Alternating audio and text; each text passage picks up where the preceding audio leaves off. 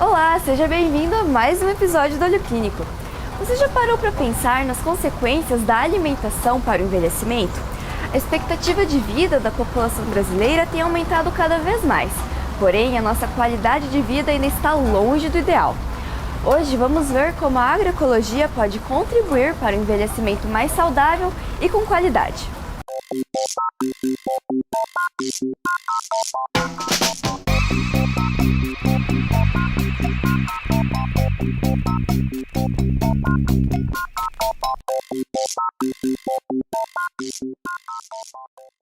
De acordo com dados do IBGE, em 2018, a expectativa de vida dos brasileiros subiu para mais de 76 anos. Porém, uma vida inteira sem controlar a qualidade da alimentação pode trazer sérias consequências para a saúde. Parte da população já tem consciência disso e busca na alimentação agroecológica uma alternativa para o envelhecer saudável.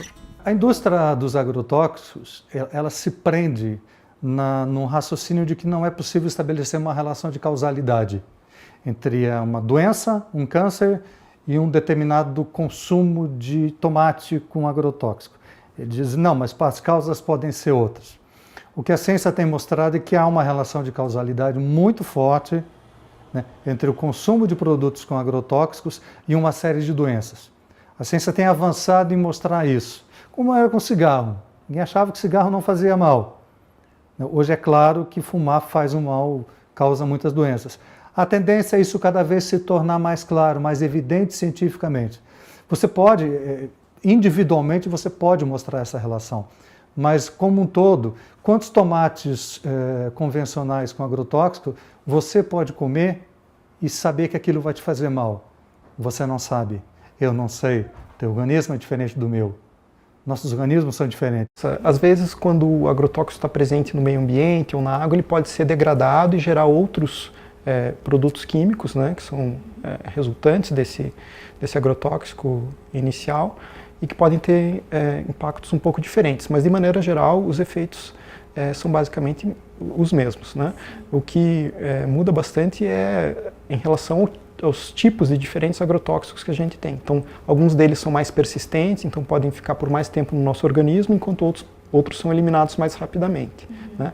Mas mesmo esses que são eliminados rapidamente, eles tendem a ter efeitos a longo prazo, porque o nosso contato tende a ser diário, através do alimento, da água, enfim. É comum, né, a gente ter falta de ar, dor de cabeça, náuseas com a maioria das substâncias agrotóxicas. Elas afetam muito o sistema nervoso. Mas também pode ter efeito a longo prazo, assim, câncer, doenças imunológicas, doenças hormonais, que elas dependem de pequenos contatos na vida com agrotóxico durante um tempo, né? Ou problemas neurológicos graves, né? Até paralisia, assim, uma pessoa que vai tendo contato e de repente desenvolve uma alteração neurológica irreversível, grave. Então isso acontece também, nós temos registro aqui no Paraná. Então os efeitos são muito variados.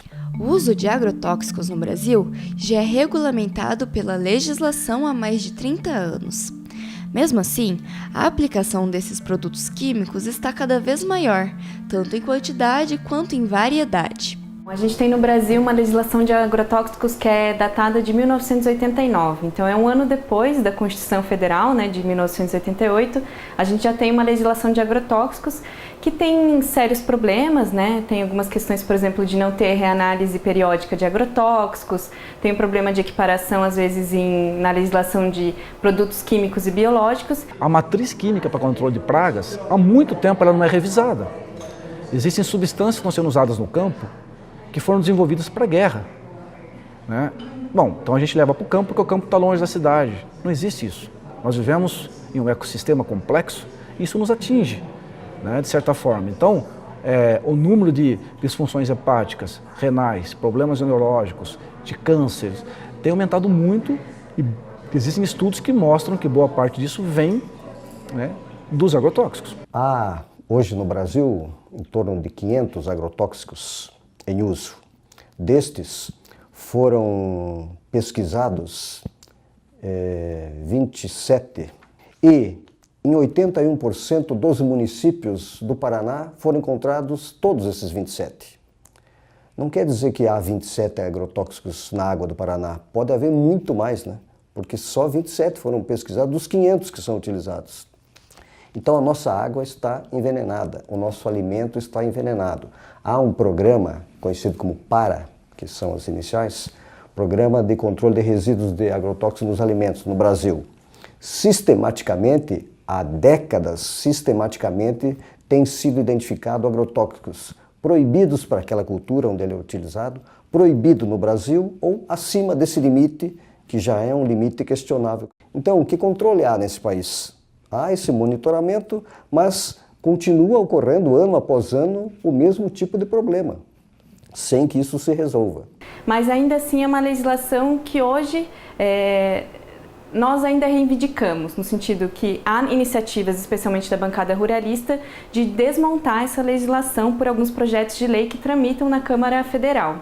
Então, por hora, né, existe esse sistema normativo no âmbito do legislativo, mas o que a gente assiste hoje no âmbito do executivo federal é especialmente um desmonte por outros métodos, né, especialmente pela aprovação, né, pela aprovação de maiores registros de agrotóxicos no país. Então, a gente tem esse ano 400 produtos, né, aprovados, que alguns são novos, outros não, alguns novos ingredientes ativos e outros não, mas também especialmente por normativas ou portarias do Ministério da Agricultura que prioriza e viabiliza a liberação do registro desses produtos.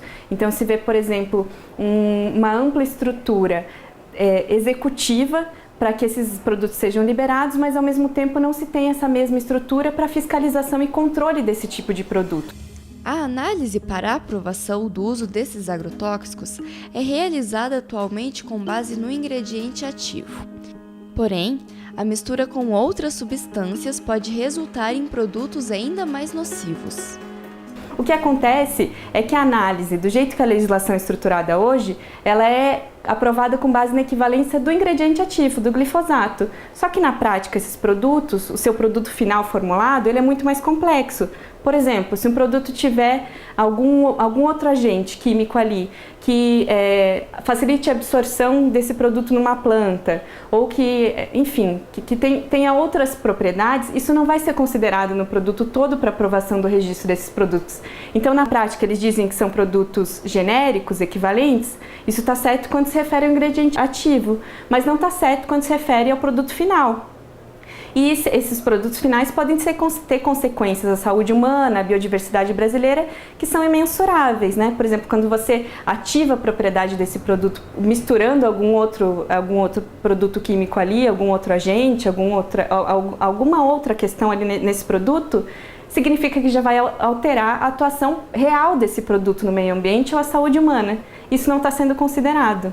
Então, a gente está vendo realmente uma aceleração desses produtos com base em normativas técnicas que, em tese, são legais, mas que, na prática, expõem a população brasileira a um risco muito grande.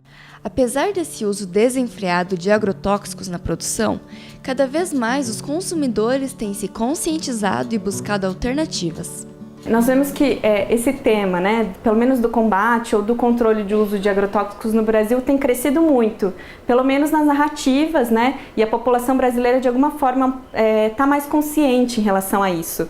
E também se multiplicam algumas iniciativas. A própria Universidade Federal do Paraná tem núcleos de estudo bastante sérios, né, a respeito do uso e controle dos agrotóxicos no Brasil, mas especialmente aqui no estado do Paraná, como é, por exemplo, o Núcleo de Estudos em Saúde Coletiva, que tem estudos bastante aprofundados sobre isso. Então, tem se disseminado no Brasil grupos muito bons de pesquisa, de análise desses produtos e dos seus impactos, mas também de iniciativas da sociedade civil, né? Então, cada vez mais a gente vê organizações de direitos humanos, organizações não governamentais, ou movimentos camponeses, movimentos sociais, e mesmo também um grande número de trabalhadores da população urbana mesmo, né, que estão buscando consumir produtos que não usem esse tipo de agrotóxico ou de produto químico, né, produtos livres desse tipo dessas substâncias, como são os produtos orgânicos agroecológicos.